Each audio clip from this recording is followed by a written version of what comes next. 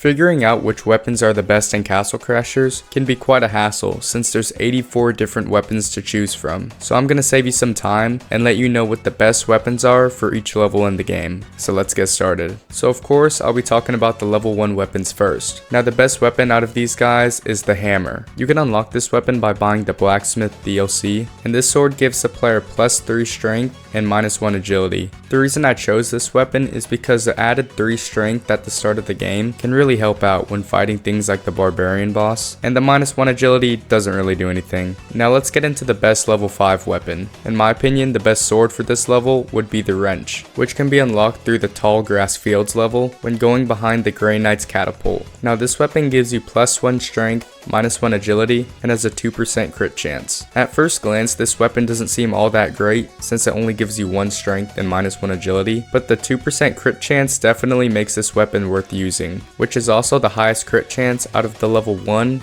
5, and 10 weapons, which is pretty cool. Now let's get into the best level 10 weapon, which in my opinion is the Clunky Mace. You can buy this weapon from the Fire Demon shop, and it gives you +5 strength and takes away 2 agility. So it's pretty much just like the hammer, but with more strength and takes a little more agility away. And I chose this weapon for the +5 strength, which is tied for the most in the game. Now for the best level 15 sword, we have the Curved Sword, which can be unlocked on the desert roof in a dig spot after fighting 3 waves of enemies. Now this weapon gives you 3 strength, 3 magic, and takes away 1 agility. I'm not sure why pretty much every weapon in the game takes away like 1 or 2 agility, but anyways, I chose this weapon for the added strength and magic with pretty much no downsides. Anyways, let's talk about the best level 20 weapon. Now the weapon I chose for this is the Dual Prong Sword, which can be obtained after unlocking the Brute character, and this weapon gives the player +3 strength, +3 magic, and has a 1% crit chance. This weapon is super tanky since it has a ton of strength, defense, and as a bonus it has a crit chance. And for the level 20 weapons, I also have 2 honorable mentions, which are the King's Mace and the Club.